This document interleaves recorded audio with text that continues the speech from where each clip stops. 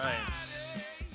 I'm going to go against the grain, and I'm actually going to hide behind this podium the whole time. All right. There we go. All right. So my name is Seth Thoenen, and I'm a systems engineer from Jack Henry & Associates. Now, two things before we get started what Jack Henry is not. We are, A, not a law firm. That kind of gets confused a lot. And B, we're not the Jack Henry that you guys can see at the Country Club Plaza. We're not a clothing store. What we are is we are a FinTech company. So we sell financial solutions to financial institutions. So the team that I'm on, we are on the systems engineering and operations team. What that really means is we run the operating system layer across about 10,000 plus Windows and Linux systems. Given that we're in the financial industry, that means we're highly regulated. We're constantly under audit, and we do about 30 audits per year. What that basically means is the audit process never ends. The best way to think of Jack Henry is we are a conglomerate of various sized businesses. So we're not like a singular product entity. So we have lots of different systems, hundreds of products running across thousands of systems. And our environment, our data center environment is 95% Windows and 95% virtual. So today I'm basically going to walk you through the story of how we started to transform our business into code over the past 5 years or so. So we're going to talk about the various technologies that we use and how we've improved them since. So first off, template management. We had golden masters, sort of. Each VM cluster would have its own set of templates. However, these templates were originally configured by a human, and they would vary from cluster to cluster. And there was no cadence in when these were patched or updated, so that presented a huge challenge in and of itself. Next, moving on to the new server configuration process, or as we call it at Jack Henry, the build process. This consisted of a human logging in and running a giant PowerShell or Bash script. Many issues with this process, including, but not limited to, many manual touch points, unpatched templates, and often the build queue would be in the hundreds of systems needing to be built at any point in time. And this required a dedicated team of about 5 or 6 just to manage. Moving on to configuration management. Since we were Windows, the two biggest things that we used at the time were SECM and group policy. Also, we had a heavy reliance on ad hoc running things with PowerShell and Bash. The problem, or some of the challenges that we had here is that new standards that we would adopt as a company would be applied at build, but we still had challenges on getting those standard configurations out to everything else, all those 10,000 systems that already existed. And we had endless queues of cases to remediate systems as new standards would be adopted. Moving on to compliance visibility, one of the issues we had here was we didn't have a way to actually assess the entire state of all of our environments. Scale was quite a challenge here. We were a heavy user of Qualys. However, the Qualys scan cadence was about 2 to 4 weeks. For active vulnerabilities only, and that was the 2 to 4 weeks is quite a long feedback loop. We also had a reliance on custom-built reports. These were created and updated by a human being, and any of those in the room that have created reports know that once you kind of get in that report creating business, you never really step out of it. So a lot of labor goes into building these custom reports. Moving on to artifact storage, everything was kind of all over the place. Each team or group would kind of run their own various file shares or IIS boxes. There's no real way to discover these. Not everybody had permissions to them, so on and so forth. So everything was kind of secluded and just all over the place across the company. And finally, talking about pipelines, what are these? We didn't really use these at all at this point in time. So this is kind of how things looked 5 years ago. So let's go ahead and get started. So the 3 challenges that we faced was scale standardization and compliance visibility. Starting with scale, as Jack Henry grew, whether that be from natural growth of the products that we developed in-house, or whether that was from acquisitions of other companies, our processes never really were updated to accommodate the growth that we had. Talking about standardization, we didn't really have a standard way to apply various things. So for example, if we had 3 different business units that all had the exact same problem, odds are that we would have 3 different solutions for the exact same problem. There was no real sharing of knowledge, and even our operating systems, or our OS templates, suffered from this lack of standardization. And finally, compliance visibility. It was almost impossible to see compliance state at scale, which, if you want to think about it as an analogy, that's like driving down the highway wearing a pair of binoculars, right? You can kind of hone in on something, but you can't really see the big picture. So the first stop is a project we call guest automation. What that is you present a user with a web form. They click a whole bunch of buttons. They click the submit button. And about 30 minutes later, a fully compliant Jack Henry server pops out at the end of that process, and they're ready to go ahead and install their application and configure it accordingly. So what we did here is we started in one of our big domains. It was all Windows only at the time. And this was about 25% of our build requests. So what our existing PowerShell process to configure systems didn't work. There was too much interaction since we had to have a human logging in and doing various tasks. So what we did is we overhauled the build process to utilize Chef. So once past the point of concept there, we began iterating over this process to make it rock solid. And this took us roughly 1 year to kind of get set up and running. So now, bringing back our stack, we actually added tools to the tool set here. So at the top, we can see we now have we actually started using a new set of patched golden master templates. And then in the new server configuration process, we actually added Chef to that as well. So we had to maintain the old processes as well as the new ones, more stuff to manage, but we still believe that this was a step in the right direction. So now what? At this point in time, we had automated about 25% of the builds that came our way. But the problem with this guest automation project is it didn't actually scale well to other environments. And it hadn't been able to address Linux yet either. So we took some advice from our good old pal Patrick, and we decided to take some of the automation that we had written for this process and use it over there. So what we did is we stole what we could for the remaining 75% of the build process. So we still built servers manually. This is a diagram of the steps involved in a human server build. We're not going to go into all of this, just get the idea that it's very burdensome and time-consuming. And we would have to do this hundreds of times per month. Each of those is an individual action. Required multiple touch points, and oftentimes just patching the operating system would take over a day. So we realized that both of these processes yielded the same thing, a fully compliant Jack Henry server. We had 2 paths to get the same result. So what we wanted to do is we wanted to tap into all those recipes that we had written for that Chef process for the automated process. And during this process, we discovered that only 8 values were needed to actually configure the operating system layer. So we wrote a process. Here we go. So we wrote a process where we could basically just tap into that. So what now we can do is one person can actually configure multiple systems at the exact same time, even in different domains or data centers all across the country. So what that allowed us to do is to take that entire team of 5 to 6 people and scale that down to just 2 people to actually accommodate this process. So now we have one build process to manage. So going back to the stack, we were able to remove those old golden master templates and use the monthly patched golden master templates. And we had one build process for all systems at Jack Henry. So moving on to template management, we weren't quite done here. We did have these patched golden masters, but we wanted to do things a better way. The templates that we were using were still configured by a human at some point in time. We weren't entirely sure who. And we still had to manually patch them. So we discovered this tool called Packer that basically allowed us to configure just enough OS to get Chef up and off the ground. So currently we're generating templates for 9 operating systems each month, all from an ISO, and there's no human interaction involved here. So this took us about 3 months, and this was actually POC'd by my manager.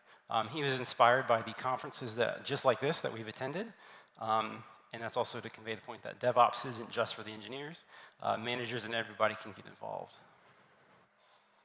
So going back to the stack, we got rid of those human-generated golden masters, and we now have Packer process. So now we have one singular path to get a server at Jack Henry. 99% of that is done in code. There's one piece that is still, for some builds, that we do have to have a manual touch point, but we're working on automating that as well. So now we can deliver fully compliant JHA systems with 1 or sometimes even 0 touches. So let's move on to systems in production that haven't been through our new build process. So let's talk about getting audited a little bit. As mentioned earlier, we are constantly under audit by various audit entities, whether that be internal audit entities or external audit entities, such as the FFIC or the SOC, PCI, so on and so forth. We had previously taken a reactionary stance here. We would get the results from an audit, analyze them, make everything better for the next year, go back into the audit the next time it came around, rinse and repeat, always waiting, or always kind of behind the cycle. A lot of this process included screenshots, unfortunately, and we did some sampling where we would just sample various systems across the environment as opposed to looking at the entire fleet as a whole. As you can tell, this process did not scale, and this allowed us to really not get ahead. So we decided and found a better way to do this. So what we did is we would adopt standards, but we didn't really have a way to know what our current fleet, the state of the complete against those standards at scale. So just imagine, try running the CIS benchmark scanner across 100 systems, right? It's going to take forever, and it's not going to be able to run anything custom. And we had over 10,000 systems that we had to keep an eye on. So we discovered this tool called Inspec. And for those of you who may not be familiar here, it's a tool where you can ask a question of your infrastructure. It's human readable, it's written in code, but it's incredibly fast. So what we did is we declared desired state in code. We took those giant CIS PDFs and we converted them into Inspec code. So what we did is we audited for the things that we even couldn't fix with configuration management. For example, we had an agent that was supposed to log to a file every day or so. So we actually wrote an Inspec test to actually check to make sure that this file was being logged to. One day we came into the office and discovered that a big part of the company didn't have this rule was out of compliance. It ended up being a problem with communications back to its mothership. Not anything we could have actually fixed with configuration management, but is something that we could detect and detect that a big part of our fleet was out of compliance. So we audited for as much stuff as we could think of, and currently we're running 2.6+ million audits per day. And this process took us roughly a year to get off the ground. So Inspec won't fully replace Qualys or these custom-built reports, but it is part of the tool set that we have now. Now we use Qualys as an initiator to detect new vulnerabilities, and then we use Inspec to ensure that those vulnerabilities have been remediated accordingly. And Inspec actually allows us to go further and do more. We use the Inspec data to determine remediation plans for entire environments. So it allows us to see the current compliance state of all of our infrastructure. So, moving on to managing configurations. How do you manage configurations across 10,000 plus systems? So each box that I'm going to bring up here represents one system in our fleet. There's only 400 on this slide. I couldn't quite fit all 10,000 of them up here, but this is just a small representation. So targeting one configuration across these systems would look like this. Let's see, this would be just what the compliance state may look like for one singular configuration. So you could target these systems individually. However, by the time you go fix all of those, more than likely you're going to find other systems that are not in compliance, and then you're playing an endless game of whack-a-mole. So this isn't really a long-term or scalable solution. And we had played this game for years at Jack Henry. So we wanted to find a better way. So we needed less things to manage, right? So we took ahead and just took a step back and zoomed out and started looking at the environment as a whole. So this is a graphic representation of all the systems in our fleet in various buckets. So we call environments. So they all come in different shapes and sizes, and we started to apply configurations at the environment construct as a whole, regardless of if that system was out of compliant or not. So we started with one configuration, and we tried to get it out as many environments as possible. So we would make some progress here.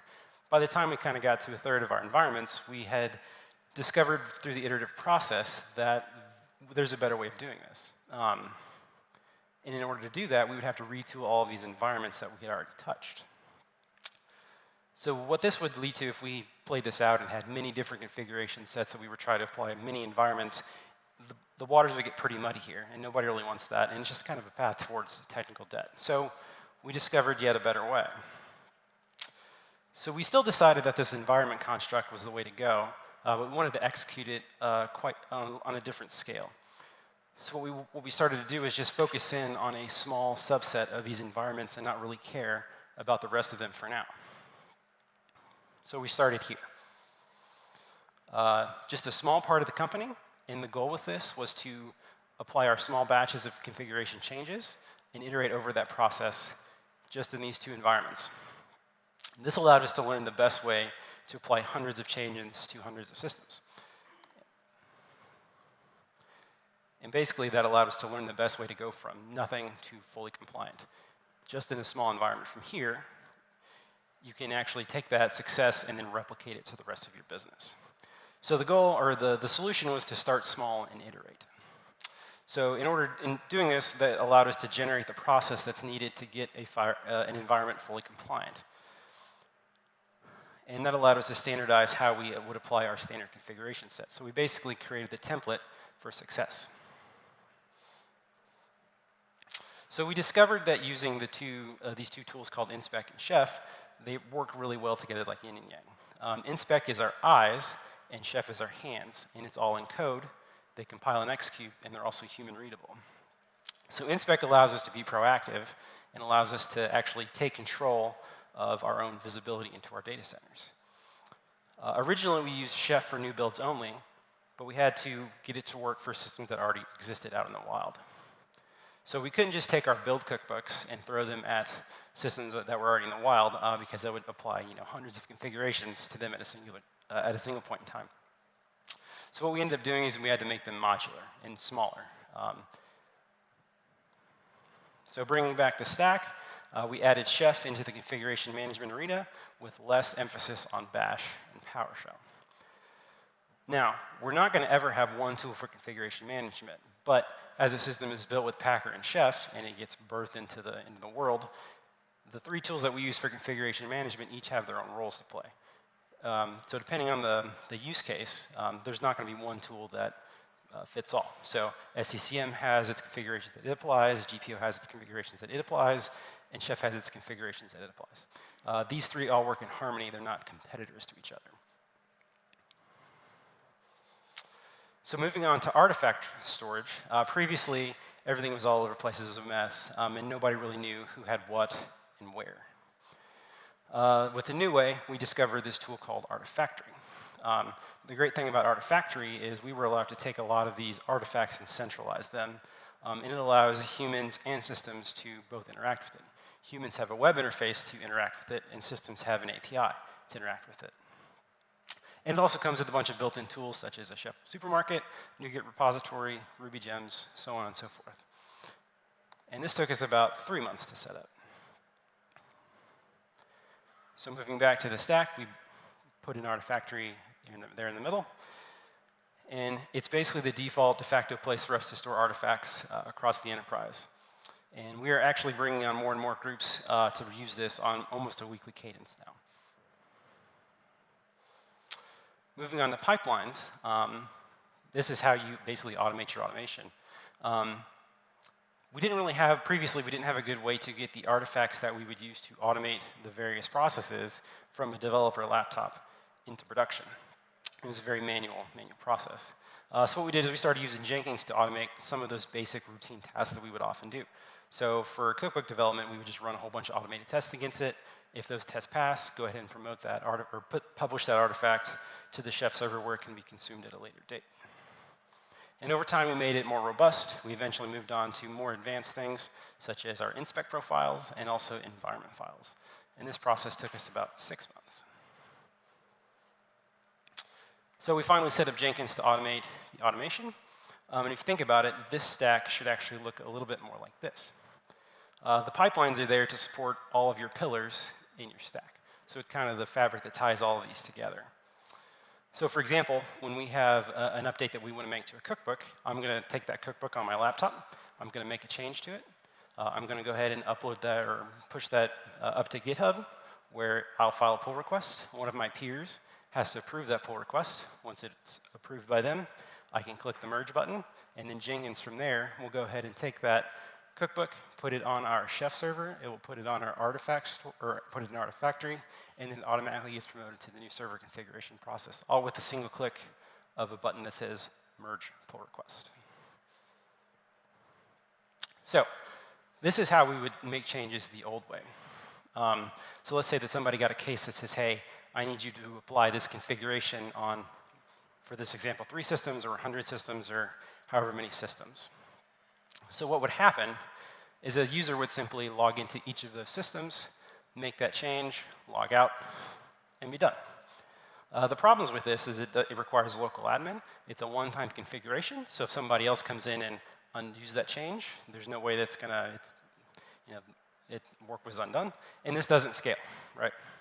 So what if we had to do this to hundreds of systems? We're going to have one person logging into hundreds of systems. You can see how repetitive and mind-numbing that may be. So the new way is we have our systems over there and our caseworker here. Except for this time, everything is talking to Chef. So our engineer is going to make a change to an environment file, which is stored in GitHub. From there, that change is going to need to be reviewed by one of their peers and either approve, disapprove, or even have a conversation about what this is going to actually do. If everything looks good, it gets approved, and it gets merged into master, and Jenkins picks up on that change and will test that artifact. If it's valid, it's going to go ahead and get that change published to the Chef server, where our systems are checking in and will consume that change. I actually did this on Wednesday evening. I had the peer review was already taken care of, so from the back of a car on Wednesday night, I had to click the button merge pull request, and everything, the automation took place, and I was able to make change on my set of systems. So let's talk a little bit about business value that all of this has brought to Jack Henry & Associates. We can now utilize the same code set for the build process, entire environments, or we can actually use it to target individual systems in an ad hoc manner. This allowed us to eradicate numerous findings all over the entire company. And as a matter of fact, we had an instance where we had a set of auditors get on a phone call with us, and we were able to, with Inspec, show them that they were already compliant for a long-standing, outstanding qualis finding that they had had in about a 30-minute call or so. And finally, there was, without all of the automation and the new processes that we had adopted, there was no other way we could tackle our public cloud strategy. So talking a little bit about the DevOps mindset. I know I've had a lot of emphasis on the tool set here, but DevOps is more of a mindset. It's how humans come together and collaborate around those tools, not necessarily the tools themselves. So we shifted our thinking. By default, we use code if possible. If code doesn't work, then we try something else. And this has allowed us to step back, take a big look at the whole picture, not that just the systems that are having issues. And we review everything. We do peer reviews. We have automated tests. We test, most of our time is spent testing as opposed to doing to make sure that what we do is good and valid. So we're going to move on to the lessons learned that we've came through over the past 5 years or so. So stop clicking buttons, start writing code. Button clicking will never scale. One thing I like to say is your keyboard should break before your mouse does. Embrace iteration. Your first attempt at something likely won't be your last, and that's okay. Perfect is the enemy of good. And once you write something, be prepared to support it for its entire lifetime. That is yours to own. Version control everything, especially, or if it's in code, put it in Git. If it's not in some type of source control, collaboration on it is going to be challenging. We're actually working on moving a lot of our Word documents into Markdown because you can version control Markdown a lot easier. And track your progress. Managers love this. Be proactive. What we try to do at Jack Henry is to know the outcome of an audit before we walk into the room.